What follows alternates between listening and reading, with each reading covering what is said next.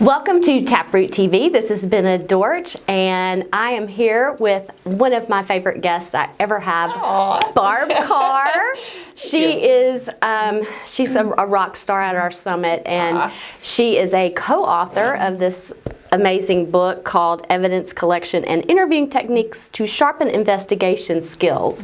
And her topics are always a big draw at our summit, and lots of people are asking for your courses now and things like that. That's exciting. It is exciting. But welcome. I'm so happy to have you here. Thank you. Thanks for having me. So today what we're going to do is we are going to talk about nonverbal communication, which I really like because I thought I was going to get to have to sit here and not say a word, but apparently that's not the case. But anyway, we did get back from the summit, and I saw some amazing reviews from your sessions. People just talked about her passion and her expertise, and so we're going to try to do some of these in the future on some of her topics. So it should be really great. So obviously, we focus on root cause incident investigations, and so what we're going to talk about today has to do with the interviewing portion of that. And a key component to that is rapport building. If you don't have good rapport with the person that you're interviewing, it's very hard to get the truth out of them a lot of times probably, or all of the information that you need. And so your investigation itself is not necessarily going to come out the way you wanted it to if you're not getting the right information from people, correct? Right, and that's a very good point. If you don't take the time to build rapport, then you're not going to get the quantity or quality information that you want from your interviews. Yes. So a lot of times investigators go in and they have business to do. They've got to get that interview finished. But those first few minutes are so critical, and that's where nonverbal behavior kind of plays into that. You really got to be thinking about it, not just about the person that you're interviewing, but about yourself. What kind of communication are you giving off with your body language? So there's some secrets to that, I hear. Some non-verbal communication secrets. Yes, so, I talked about that at the summit. I had 7 secrets of investigative interviewing, and one of those things that I talked about was the aspect of body language and of a thing called mirror neurons. Mirror. Yeah. Mirror, yes. M-I-R-R-O-R. Yes, that's correct. Okay.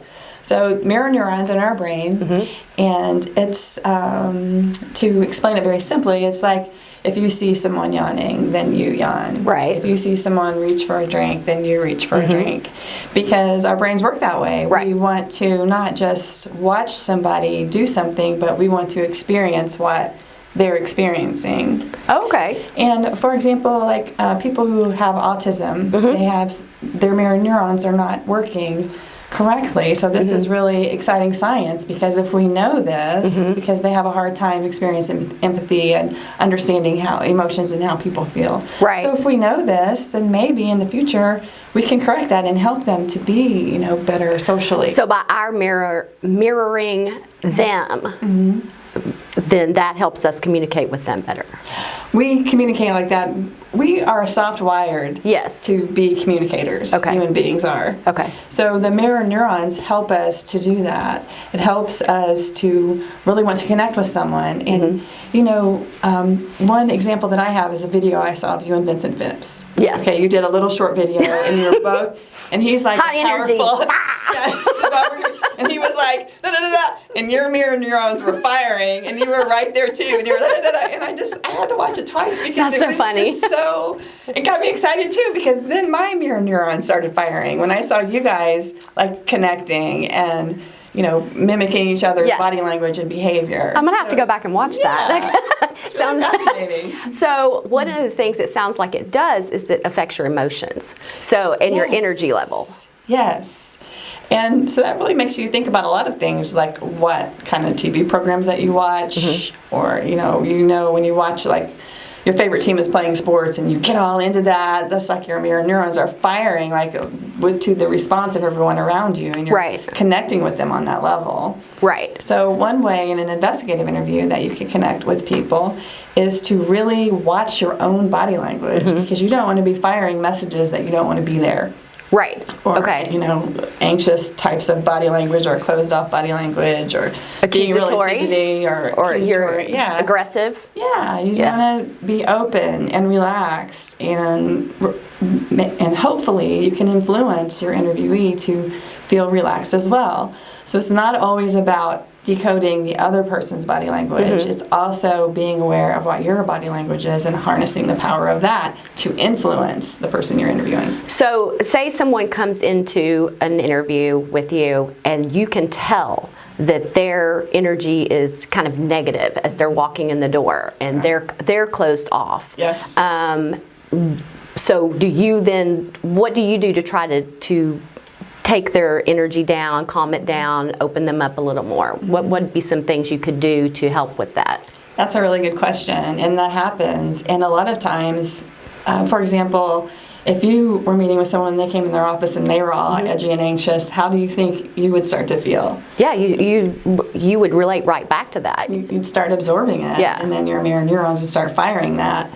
So you really have to be aware of it and just make sure that your office, the space is clear, and you don't have your cell phone in front of you. Even if your cell phone is turned off, studies have shown, and Vincent Phipps mentioned this too, I think he was the one that mentioned it at the summit, it's still a distraction. Oh, it's yes. just sitting there. Yeah. So you want to have the space cleared, and you want to represent, a relaxed state of being. But you also have to determine, is that the person's baseline? Are they typically, anxious? Are they typically a little bit, defensive? Or are they acting different that day? Are they acting different that day? So you're determining their baseline, and then going forward, you watch for deviations to the baseline. You watch to see if they become calmer, or they become more agitated. And you can adjust accordingly. You adjust. And obviously your goal is not to continue to aggravate or agitate. Yeah. So you've got to really be in tune to not only them, but not let them affect you in that same way. Yes. And so there's the little catch, and there's the secret. Yeah. Is to have the power over your own nonverbal communication, because that is huge in influencing someone else's. That's where experience comes in. Yes. Which I really like this topic because it's something that we use investigations, but everybody can practice daily. We can use it in everyday life, whether you're dealing with your family or your friends or coworkers or whoever, the person at the grocery store. That's a good way to practice, I would think. It just makes you a more effective communicator and a better listener, which you and I had talked about that prior to this broadcast, that effective listening is really the #1 skill in effective interviewing. Because if you're not listening, you're not going to be a very effective interviewer. Which we're going to talk about that in 2 weeks, and I'm really excited about that since I sit here every week and do this. It's because it's a distracting environment we're sitting in. So you're probably distracted in an investigation when you're talking, because you've got things in your head that you're thinking about wanting to know and stuff like that. So I'm really looking forward to talking about that in a couple of weeks. So some like your body language, you've got somebody who does come in, you can tell is closed off. Does just smiling help? Does your tone of voice? Absolutely, and that's where the mirror neurons come in again. If you smile at someone, they smile back at you. They don't just want to watch you smiling, they want to experience what you are also experiencing, so they'll smile back at you. If they don't, then you need to continue with that open body language, and just ensure that open by and watch especially your legs, that you're not closing off, or you're not turning away from someone, or you're not turning your feet toward an exit. That subconsciously gives off a signal that you're ready to exit. So even when the person comes in the door, say you're not even facing the door, you're at your computer, you've turned, you're working, and they walk in and you're not even looking at them as they come in the door. Bad to me start. That would be a very bad start. It is. So you want to, from the moment they walk in the door, you're sitting there open, ready, smiling, relaxed. If they're too down here in their brains, like if I get too calm, my thoughts are extremely calm, but they're also not as sharp. So, I would think a little perking up the energy a little bit in it, if they are really down here, can help them think better, possibly. Yeah. Depends on the person. Talking to them, asking them some questions that's not related to the investigation at the beginning. Yeah. And noticing what their body language is. Like, oh, how did you get involved in this field of work? Where did you, tell me about where you worked before. Yeah. Or what are you doing this weekend? It depends on what your relationship is with the person. Sometimes you know the person. Sometimes it's the first time you've ever met them. And I would say that could be the case a lot of times, especially if you're in bigger companies and you're an investigator that goes into something just to investigate something, and it's not necessarily your coworker you're talking to, but somebody you've met for the first time. Yeah. And seating matters. Like how we're sitting is very good to build rapport. Because we're sitting with our chairs kind of angled to each other, and there's really nothing in between us, and we're just... It's because we like each other. We do like each other. and we're in close proximity. No, but I can feel that while we're sitting here talking. It's really, really easy to communicate, to talk, and I've got to remember that those people are out there too. But this is such a great topic, and it's so engaging. I could really sit and talk about it for a long, long time. What are some other tips you have for, what is something somebody could do sitting in their chair that would be really off-putting to somebody they're trying to interview? Having a lot of barriers between you, like a computer between you, or books or piles of books, kind of clear space, especially if you're sitting across a table or a desk, if you can't sit like this. That's off-putting. Not being prepared, not smiling, not shaking someone's hand when you first meet them. Right. Not having a pleasant tone of voice. And being open. These are so elementary, but so many people get it wrong. Yeah, it's easy to get wrong. Well, and especially in a very intense, serious situation where the outcome is critical. Yes. It's not like you're necessarily just interviewing somebody for a job. You're trying to get to the root cause of why an accident happened or an incident happened, so that you can fix it to where it will never happen again. Yeah. So that information you're getting it's imperative that you get the truth and you get the complete story, and you don't do something that's going to kind of freak them out and change and mess with their memory, I would guess.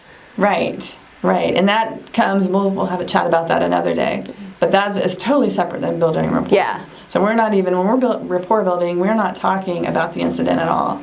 We're not taking them into that memory just so that we can bring them out to ask them what their weekend plans are. Yeah. We're starting off with the easy stuff, the fun stuff, and we're teaching them how we're going to behave during the hard parts. So as you're getting through this, though, I would see those skills would be very important as when the questions do get tougher, you maybe have to rebuild rapport down the line some, if suddenly things are getting a little... well, you want to set that baseline in the very beginning and just stay there, and you're building that rapport, and you're listening actively, and you're displaying that open body language that you want to maintain through the entire interview, because they're evaluating you too.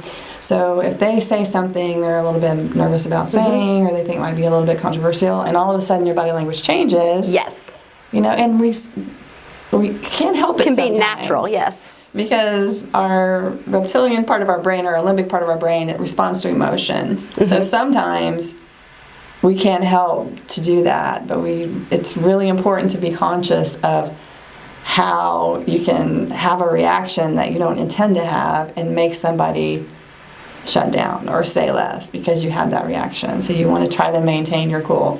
So practice building that rapport in your everyday life, so that when you're in this situation, you've kind of learned how to get somebody to relax, get somebody to smile, get somebody to open up to you. That's really interesting. You can practice in the grocery line. Chat if you're in a long line with people, chatting with people, and watch how they'll start. Their mirror neurons will start firing when they start doing some of the same gestures that you're doing. And then you'll know you're getting it down, you're identifying it, and you're able to, influence the person you're talking to just with your own nonverbal communication. I get tickled when I'm in a conversation with somebody I know really well, like yourself, or any other people that I work around, and we're in an in-depth conversation, and I'll kind of in the middle of the conversation notice that we're both doing this, or we're both, and then I get tickled because we move almost the exact same way. Some of us are so used to speaking with one another on a regular basis that we do become an actual mirror of the other person. Yes. Without even thinking or trying. It's just natural. And that's a good example of building rapport and what that feels like and what it looks like. So we've built it, and now we're connected. I love that. Do you have anything else you want to share about this today? No, I would encourage people to sign up for a course, and we'll talk a little bit about it. And we talk about it in our 5-day course, the 12-step interviewing process. It works. It's based on research. I love teaching it. I love talking about it. It's just, it is a system. It's a process, and it'll get you the information that you need in your interviews. Wonderful. If you want any more information about having a course, we have public courses, and we also have on-site courses. Like Barb can come to your site and teach evidence gathering and interviewing techniques and she can teach it in connection with our 2-day course, which is really great. You can get more information by emailing us at info@taproot.com. You can go to our website and look up the courses. She'll be teaching again at our summit, the next summit. Yay, that's going to be so fun. It's in a year. I know. It's a really cool location. I'm excited about it. A year from now, we will be in the middle of our summit again. And I'm telling you, how many people were in your sessions? I mean, you had sessions with 100 and some people in them. They're very popular. So we encourage you to put that on your calendar, March 11th to the 15th. Yeah. Some of this, near Houston, Texas. Follow us on all of our social media platforms, because we are putting out content daily, whether it's by a blog or it's inspirational. Barb is very instrumental in doing this. She's extremely multi-talented. Thank you. And she works really hard at making sure all this content gets out to people. So follow us on all those social media platforms. And other than that, we'll see her in 2 weeks to talk about effective listening. I need this really, really badly. It's a good skill. I gotta practice. It's a great We're not born with it, unfortunately. No, we're not. We may be born with the 2 ears and 1 mouth, That's but right. We try to work that all together. We try to overcompensate. So anyway, we hope you have a great week, and we'll see you back here next week. Thank you.